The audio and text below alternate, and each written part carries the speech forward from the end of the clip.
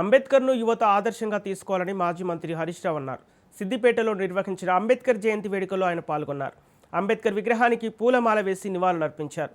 చదువుకు పేదరికం అడ్డం కాదని అంబేద్కర్ నిరూపించారన్నారు. అంబేద్కర్ను స్ఫూర్తిగా తీసుకొని యువత ముందుకు సాగాలన్నారు. దళితుల అభివృద్ధికి బీఆర్ఎస్ ప్రభుత్వం ఎంతో కృషి చేసిందన్నారు. దళితులకు ఇచ్చిన హామీలను కాంగ్రెస్ నెరవేర్చలేదని విమర్శించారు. వెంటనే హామీలను నెరవేర్చాలని డిమాండ్ చేస్తున్నారు.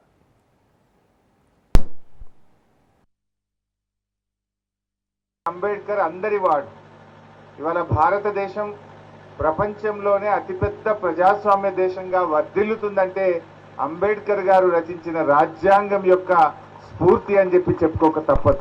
చాలా దేశాలు విడిపోతా ఉన్నాయి, చాలా దేశాల్లో అంతర్గత యుద్ధాలు జరుగుతూ ఉన్నాయి.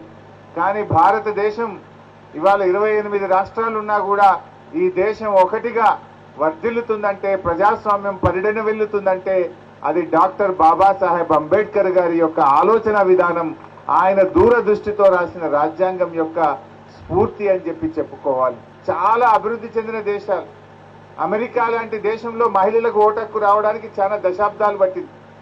శతాబ్దాల తర్వాత మహిళలకు ఓటు హక్కు వచ్చింది. అట్లా ఎన్నో అభివృద్ధి చెందిన దేశాల్లో మహిళలకు ఓటు హక్కు రావడానికి చాలా సంవత్సరాలు పట్టింది. కానీ రాజ్యాంగంలో డాక్టర్ అంబేద్కర్ గారు అది మహిళలైనా పురుషులైనా, కోటీశ్వరుడైనా కడు బీదవాడైనా అందరికీ ఒకే ఓటు, సమానమైనటువంటి ఓటు హక్కును కలిగించి గొప్ప ప్రజాస్వామ్య స్ఫూర్తికి ఆయన నాంది పలికిండ్రు అనేటువంటి విషయాన్ని మనం మర్చిపోవచ్చు.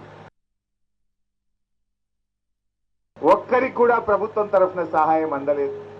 ఆనాడు కేసీఆర్ గారు మా దళిత పిల్లలు విదేశాల్లో చదవాలి, అంబేద్కర్ గారు చదివిన కొలంబియా యూనివర్సిటీలో చదవాలని చెప్పి ఎస్సీ ఓవర్సీస్ స్కాలర్షిప్ పెట్టినారు.